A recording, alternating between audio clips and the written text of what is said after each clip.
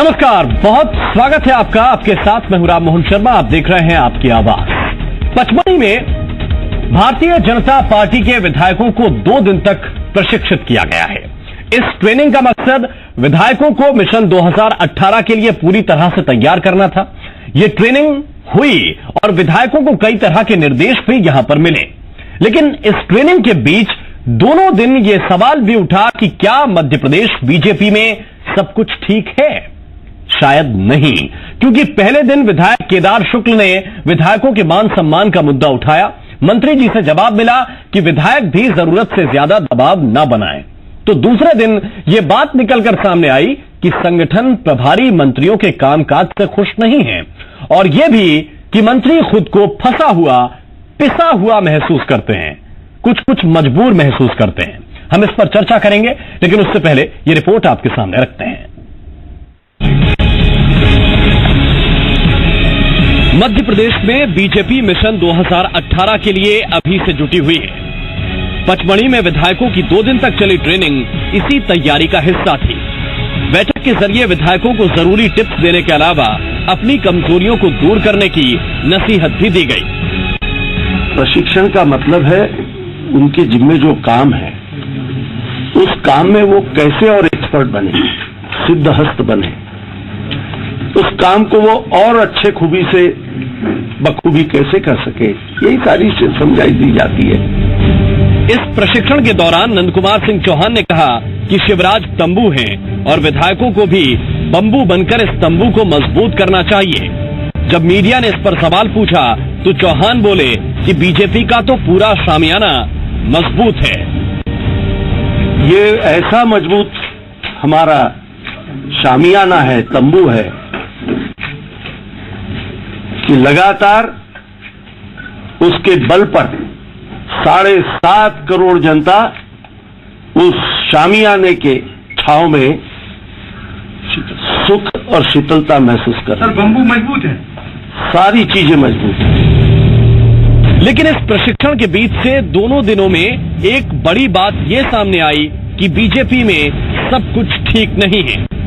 पहले दिन पार्टी के विधायक केदार शुक्ला ने मंत्रियों से विधायकों के मान सम्मान का ख्याल रखने की बात कही, तो बैठक के दूसरे दिन सवाल फिर प्रभारी मंत्रियों के ऊपर ही उठे और इस बार नाराजगी सामने आई संगठन के मुखिया की तरफ से। बैठक में बीजेपी प्रदेश अध्यक्ष नंदकुमार सिंह चौहान ने कहा कि प्रभारी मंत्रियों का काम संतोषजनक नहीं है, तो मंत्री बोले कि नाराजगी नहीं है बल्कि काम को और बेहतर करने के लिए कहा गया है।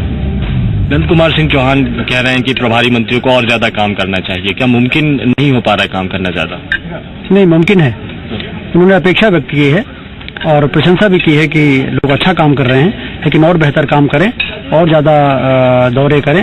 ये ऐसी अपेक्षा व्यक्त की है जो कि बिल्कुल सही है। राजेंद्र शुक्ल ने तो कुछ नहीं कहा, लेकिन मध्य प्रदेश कैबिनेट के सीनियर मंत्री गोपाल भार्गव ने वो दर्द जरूर बताया जिससे मंत्री गुजर रहे हैं। विधायकों को यदि हम समझा लिया तो उनका आक्रोश नहीं होगा। यदि समझ नहीं पाएंगे तो वो ये सोचेंगे कि मंत्री जी नहीं करना चाहते और फिर वो सारा का सारा जो उनका नजला है वो मंत्री के ऊपर टूटता है और मंत्री दोनों तरफ से पिसता है। एक तरफ काम करने या न करने वाले लोगों के बीच में, दूसरा ये है कि विधायकों के बीच में। तो ये बात कभी कभी आ जाती है सामने कि विधायक सोचते मंत्री जी नहीं कर रहे, मंत्री की क्या मजबूरियां ऐसे वो खुल के नहीं बता पा रहे, ये कभी कभी हो जाता है। सुना आपने, मंत्री जी साफ साफ कह रहे हैं कि मंत्री बीच में पिसता है। विधायक कई बार मजबूरी समझते हैं और कई बार नाराज भी हो जाते हैं। वो ठीक से काम नहीं कर रहे हैं, इसीलिए विधायकों ने आपत्ति दर्ज कराई है कि प्रभारी मंत्री ठीक से काम नहीं कर रहे हैं। जब जिलों के अंदर काम ठीक से नहीं हो रहा तो प्रदेश में कैसे ठीक हो सकता है? प्रदेश में उससे ज्यादा बदतर हालत है। सब एक दूसरे के ऊपर ढोने की कोशिश कर रहे हैं, कहीं कोई काम नहीं हो रहा, सिर्फ लफेबाजी के अलावा कोई काम ये लोग नहीं कर रहे हैं। अब कांग्रेस का कहना है कि सिर्फ मंत्रियों का ही नहीं, पूरी सरकार का काम ही सवालों के घेरे में है। चुनावी मिशन में जुटी बीजेपी के सामने ये चुनौती अब जरूर है कि मंत्रियों और विधायकों के बीच तालमेल बेहतर रहे, क्योंकि इस बैठक से जो खबरें निकलकर सामने आई वो ये गंभीर सवाल जरूर पूछती हैं कि मिशन 2018 के लिए कमर कस रही बीजेपी को क्या अपने ही घर में टकराव का सामना करना पड़ेगा? सवाल ये भी कि अगर विधायक और संगठन दोनों को ही मंत्रियों से शिकायत है तो क्या मंत्री वाकई ठीक काम नहीं कर रहे? और अगर मंत्रियों का ही परफॉर्मेंस ठीक नहीं है तो फिर सरकार के काम पर उठने वाले सवालों का जवाब पार्टी कैसे देगी? संदीप भंबरकर, जी मीडिया, पचमणी।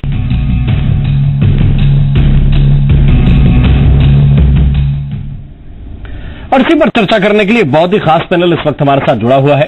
हितेश वाजपेयी साहब इस वक्त हमारे साथ मौजूद हैं, नेता हैं, भारतीय जनता पार्टी के अध्यक्ष हैं, नागरिक आपूर्ति निगम मध्य प्रदेश के। बहुत बहुत स्वागत है हितेश जी आपका। पंकज चतुर्वेदी जी इस वक्त हमारे साथ मौजूद हैं, प्रवक्ता हैं मध्य प्रदेश कांग्रेस के। बहुत बहुत स्वागत है पंकज जी आपका भी। और साथ ही वरिष्ठ पत्रकार शिव अनुराग पटेरिया जी भी इस वक्त मौजूद हैं। बहुत बहुत स्वागत है शिव अनुराग जी आपका भी। सबसे पहले डॉक्टर हितेश वाजपेयी, सवाल आपसे है, क्या इस तरह की स्थिति भारतीय जनता पार्टी के अंदर है कि विधायक और मंत्री एक दूसरे के सामने खड़े हैं और कुछ इस तरह से कि गोपाल भार्गव ये कह रहे हैं कि वो खुद को फंसा हुआ, और ऐसा लगता है कि मंत्री पिस रहा है विधायकों के बीच में, और अगर कामकाज नहीं होता तो फिर विधायकों का गुस्सा भी झेलना पड़ता है?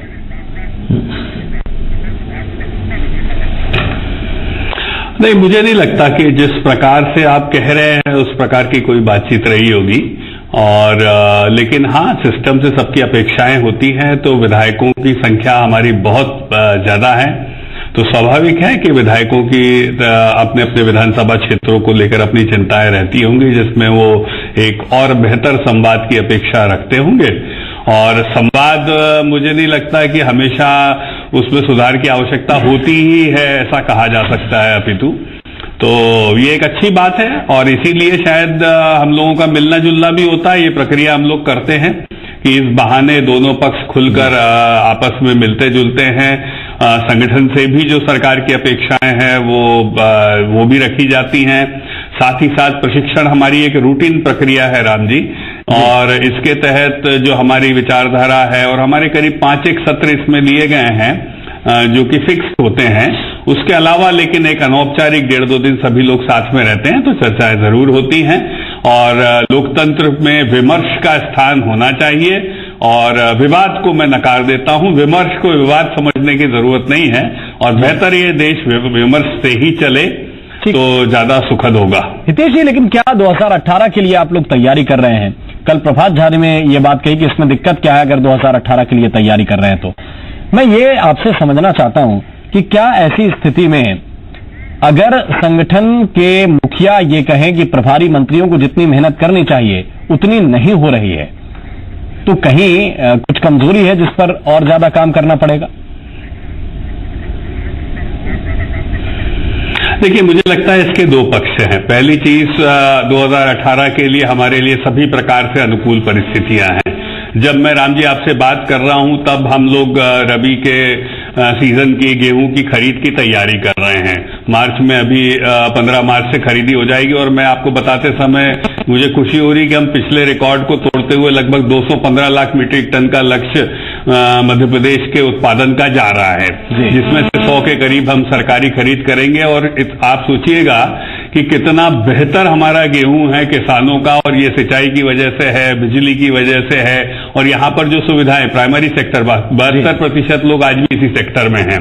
तो ये मैंने आपको एक चावल दिखाया है जिससे हम इस बात का अंदाजा लगा सकते हैं कि सरकार भौतिक अवस्थाओं को बेहतर प्रदाय करने के लिए कटिबद्ध है और इस दिशा में अच्छा काम कर रही है। और इसमें और अच्छा होगा यदि क्योंकि 1.5 साल बचा है, तो स्वाभाविक है हम भी अपना ऑडिट लेके जनता के बीच जाएंगे, कांग्रेस हमारी कमियों को बताएगी।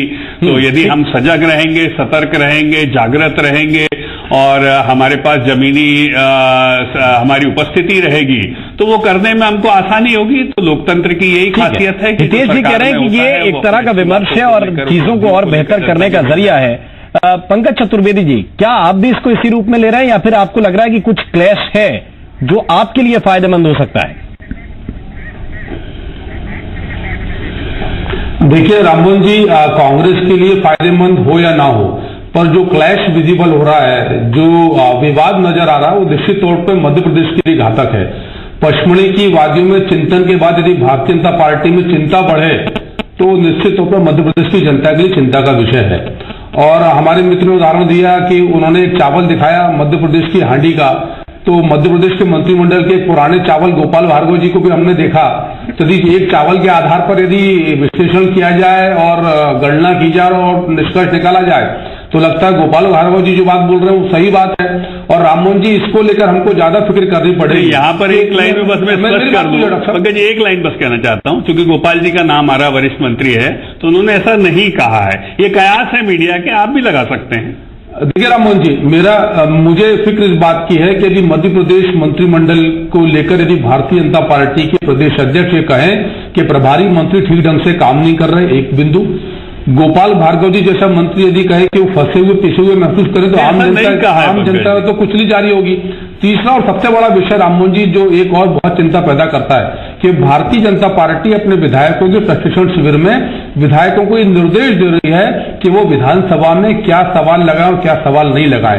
तो मुझे लगता है कि वो जनप्रतिनिधि पहले है, और यदि सरकार के स्तर पर उनको ये निर्देश दिए जाए कि मंत्रियों को घेरने वाले, सरकार को घेरने वाले सवाल ना लगाए जाए, तो अपने आप में सरकार की छवि में एक बड़ा सुराख, एक बड़ा धब्बा ये सब चीजें पैदा करती हैं। और इसीलिए मैंने कहा कि कांग्रेस को लाभ या नुकसान वो द्वितीय विषय, प्राथमिक विषय राममोहन जी ये है कि यदि मध्य प्रदेश के मंत्रिमंडल की देगची का एक बड़ा पुराना चावल अपने आप को फंसा हुआ, दबा हुआ, पिसा महसूस कर रहा है तो आम जनता कुचली जारी होगी। और इसीलिए इस पर मुख्यमंत्री जी को संज्ञान लेना है कि क्यों मध्य प्रदेश किसान की आत्महत्या में शीर्ष पर है, अपराध में शीर्ष पर है, कुपोषण में शीर्ष पर है, शिशु मृत्यु दर में शीर्ष पर है, मातृ मृत्यु दर में शीर्ष पर है। 7-8 साल हो गए मुख्यमंत्री जी को पैर पटकते पटकते मध्य प्रदेश की। मुझे लगता है कि ऐसी स्थिति नहीं है पंकज जी, कहीं निवेश मध्य प्रदेश में नहीं आया।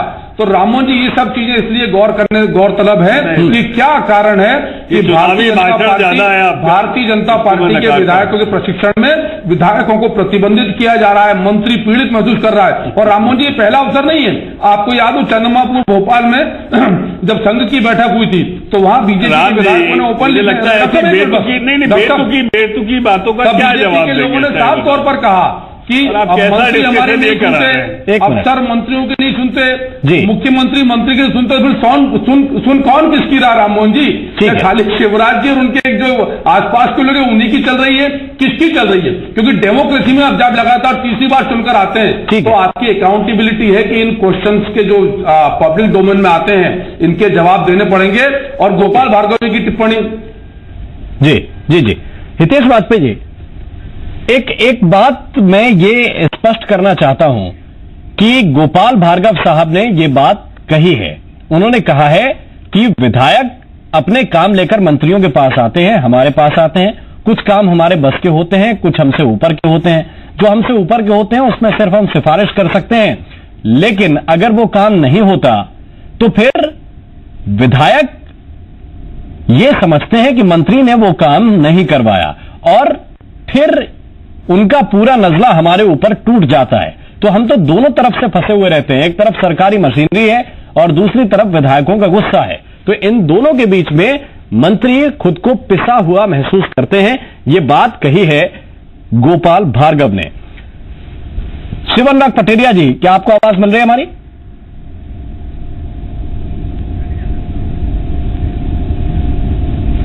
तो लगता है संपर्क इस वक्त शिव अनुराग पटेरिया जी से हमारा नहीं हो पा रहा है। लेकिन जिस तरह की चीजें निकलकर सामने आई उसमें अगर एक सीनियर मंत्री, एक कद्दावर विधायक ये बात कह रहा है कि वो खुद को पिसा हुआ महसूस करता है तो इसका मतलब क्या है, इसके मायने क्या हैं, ये हम समझने की कोशिश करते हैं। शिव अनुराग पटेरिया जी, अगर गोपाल भार्गव ये कहते हैं कि वो खुद को पिसा हुआ महसूस कर रहे हैं तो इसके क्या मायने निकाले जाएं ऐसे वक्त में, जबकि विधायक इसी सत्र में, इसी प्रशिक्षण वर्ग में ये सवाल भी उठा चुके हैं कि मंत्री विधायक के सम्मान का ख्याल रखें। राम, आपका कहना बिल्कुल सही है। दरअसल मध्य प्रदेश के मंत्रिमंडल में दिक्कतें पैदा हैं। बहुत से अफसर हैं जो अपने मंत्रियों के लिए सुनते हैं। पिछले दिनों रामपाल सिंह ने एक अखबारों के साथ बातचीत करते हुए कहा था कि कुछ चीजों में उनके अपने पीएस के साथ मतभेद है, सीधे तौर पर उन्होंने स्वीकार नहीं किया था। ऐसे कम से कम आधा दर्जन मंत्री हैं जिनके अपने प्रमुख सचिवों और सचिवों के साथ में रिश्ते ठीक ठाक नहीं है। वो सीधा सीएम से यानी सरकार के साथ डील करने की कोशिश करते हैं। विधायकों की दिक्कत यह है कि जो 5-5, 6-6 बार के विधायक हैं उनको मंत्रिमंडल में जगह नहीं मिली है। 1 या 2 बार के चुन के आए कुछ मंत्री बन गए हैं जो उनके अपने अनुवांशिक कारण मौजूद हैं। और दूसरी बात यह है जो वोकल विधायक हैं वो लगातार हाशिए पर खड़े होते नजर आते हैं। इसी कारण पिछले विधानसभा सत्र में आप देखिएगा भारतीय जनता पार्टी के पर्याप्त विधायकों ने सत्ता प्रतिष्ठान के खिलाफ सवाल खड़े किए थे। सवाल खड़ा करना एक बहुत अच्छी बात है, लेकिन इस जो प्रशिक्षण वर्ग है उसमें कहा गया है कि आने वाले विधानसभा सत्र में प्रतिपक्ष की भूमिका में हमारे विधायक नजर न आए। तो मुझे लगता है कि कहीं ना कुछ मामला ऐसा है जिसको लेकर भाजपा चिंतित है, सरकार चिंतित है, यानी मुख्यमंत्री चिंतित है, और इस वर्ग के जरिए विधायकों को साधने की और उन्हें संकेत देने की कोशिश की गई है कि हुजूर विधानसभा सत्र में आप सावधान रहिएगा, सरकार के खिलाफ खड़े होते हुए नजर नहीं आएगा। थोड़ा खुश भी किया गया है पर्याप्त विधायक। शिवराज पटेल ने एक छोटा सा कमेंट में आपसे ये भी जानना चाहता हूं, क्योंकि इसमें ये भी साफ किया गया कि जिलाध्यक्षों को टिकट नहीं मिलेगा। अब इसका मतलब ये हुआ कि विधायकों को थोड़ा सा और खुश, अगर किसी को चिंता हो कि हमारे जिलाध्यक्ष टिकट ले जाएंगे तो वो दूर हो गई। देखिए, पिछली बार भी ऐसी बहुत सी गाइडलाइंस बनी थी। आज से कुछ साल पहले चले जाएंगे तो प्रभात झा जब अध्यक्ष, तो उन्होंने कहा किसी का होर्डिंग नहीं लगेगा, बोर्ड नहीं लगेगा, कोई खदान नहीं लेगा, मकान नहीं लेगा, दुकान नहीं लेगा, पेट्रोल पंप नहीं लेगा, सब ले रहे हैं। पिछले दिनों कहा गया था कि जिनको निगम मंडलों के अध्यक्ष बनाया जाएगा उनको टिकट नहीं दिए जाएंगे, लेकिन पर्याप्त संख्या में उनके दावेदार मौजूद हैं। दरअसल गाइडलाइंस सुविधा के अनुसार बनती रहती हैं, हर राजनीतिक दल में बनती हैं, और जब कोई अपना आता है तो उसको हल्का सा रिलैक्स कर दिया जाता है। तो मुझे लगता है कि कोई पैमाना भले ही आज कह दिया गया हो, विधायकों को संतुष्ट कर दिया गया हो, लेकिन जो जिलाध्यक्ष बने हैं वो सन्यासी होने का बाना पहन के राजनीति में नहीं आए हैं। वो चुनाव लड़ना चाहते हैं, जो महापौर हैं वो चुनाव लड़ना चाहते हैं, और इस कारण से विधायकों के जो उर्मियों पर तनाव हमेशा बना रहता है। और मुझे लगता है कि इसको हल्का सा कंपनसेट करने की कोशिश की गई है, लेकिन आने वाले दिनों में आप द्वंद्व देखिएगा बड़ा और गंभीर और काफी जटिल होने वाला है। हितेश जी, द्वंद्व गंभीर होने वाला है, ये शिवराज पटेरिया जी विश्लेषण कर रहे हैं।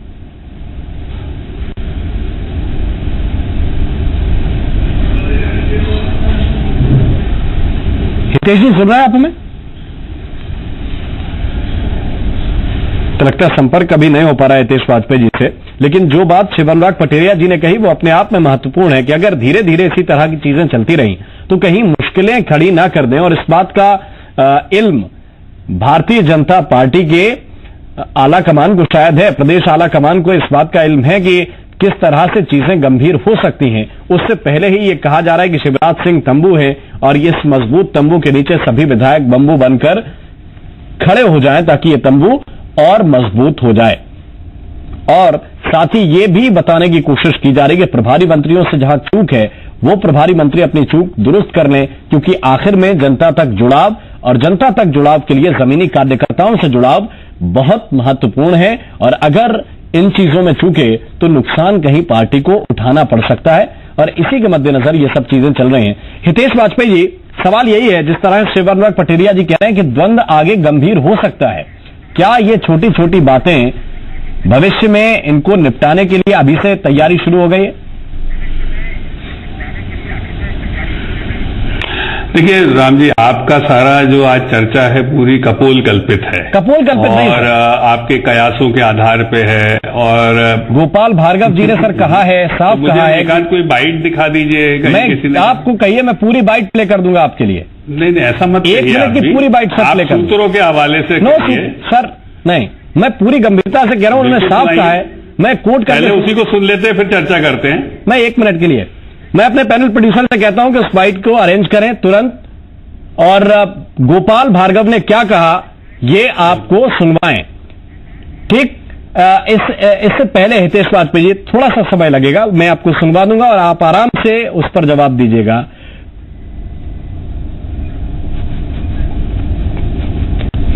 मैं हितेश वाजपेयी जी, उससे पहले आपसे ये सवाल पूछना चाहता हूं कि आप हमेशा ये कहते हैं कि कपोल कल्पित चीजें, मैं सुनवा दूंगा आपको, ज्यादा से ज्यादा 30 सेकंड और लगेगा। मैं ये पूछना चाहता हूं कि आप हर चीज को नकारने की कोशिश क्यों करते हैं? मुझे लगता है, देखिए आपकी जो बातें हैं वो विश्लेषणात्मक हैं और हमारे पास तथ्यात्मक जानकारी है, तो स्वाभाविक है आप हमसे सवाल पूछते हैं तो उसका जवाब देना हमारा अधिकार है जी। और जवाब देना चूंकि हमारे घर की बात है तो शायद हम बेहतर जवाब दे सकते हैं, इसीलिए दे रहे हैं, नहीं तो सब कुछ आप पे नहीं छोड़ दिया जाता। तो मुझे लगता है कि हमारी बातों का भी स्थान आप रखिए। बाकी ठीक है, आप अपने हिसाब से, चूंकि आपकी भी अपेक्षाएं भारतीय जनता पार्टी से ही हैं, कांग्रेस तो चारों तरफ से नदारद है, ये हम लोग बहुत अच्छे से जानते हैं। तो आपकी अपेक्षाओं में भी कहीं ठीक पर है, यदि हितेश जी, कोई गुंजाइश होगी तो गोपाल उसको भी भार्गव आप जी को सुन लेते पूरा हैं, करने की फिर आप कोशिश जवाब करेंगे। बेहतर दे पाएंगे। तो विधायकों को यदि हम समझा लिया तो उनका आक्रोश नहीं होएगा। यदि समझ नहीं पाएंगे तो वो ये सोचेंगे कि मंत्री जी नहीं करना चाहते, और फिर वो सारा का सारा जो उनका नजला है वो मंत्री के ऊपर टूटता है, और मंत्री दोनों तरफ से पिसता है। एक तरफ काम करने या न करने वाले लोगों के बीच में, दूसरा ये है कि विधायकों के बीच में। अब कुछ कहेंगे हितेश जी? हाँ बिल्कुल, उनका मंतव्य बहुत स्पष्ट है। मंत्री जो होता है सरकार में कार्यपालिका और विधायिका के बीच की कड़ी होता है, और यही मंत्रिमंडल का काम है। भाई तो हम आपसे कह रहे थे कि मंत्री कह रहे हैं कि पिसा हुआ महसूस करते हैं विधायकों के बीच में, और वहां पर यदि कार्यपालिका के नियमों के नहीं। अंतर्गत वो कार्य नहीं हो पाता है तो ये समझाना मंत्रियों का काम है। बिल्कुल ठीक कहा है उन्होंने, और ये कार्य तो उनको करना ही पड़ेगा। तो मुझे लगता है इस बात को कहने में कोई बुराई नहीं है। हाँ, इसका आप तो मैं आपको पहले जवाब मांग रहा था सर, अपना आकलन कर आपने ये कह दिया कि आप के विरोधी है वो इस बयान को विरोध में लेकर आलोचना कर सकते हैं, अट्टहास कर सकते हैं, व्यंग्य कर सकते हैं, और जो लोग इसको समझते हैं वो इस बात को बहुत अच्छे से समझते हैं कि भाई कार्यपालिका और विधायिका के बीच सेतु का काम जो है वो मंत्री ही करते हैं। और विधायक आपकी चतुराई पे हमें सवाल नहीं खड़ा करना था कि आप किस तरह से जवाब देते हैं, इसकी चतुराई पे हमें कोई सवाल खड़ा नहीं करना था। ये जो आपने जवाब अभी दिया वो आप पहले भी दे सकते थे शायद। बहुत बहुत धन्यवाद, बहुत बहुत शुक्रिया आप सभी मेहमानों का हमारे साथ चर्चा में जुड़ने के लिए। आपकी आवाज में वक्त एक छोटे से ब्रेक का, हम तुरंत हाजिर होते हैं एक और नए मुद्दे के साथ।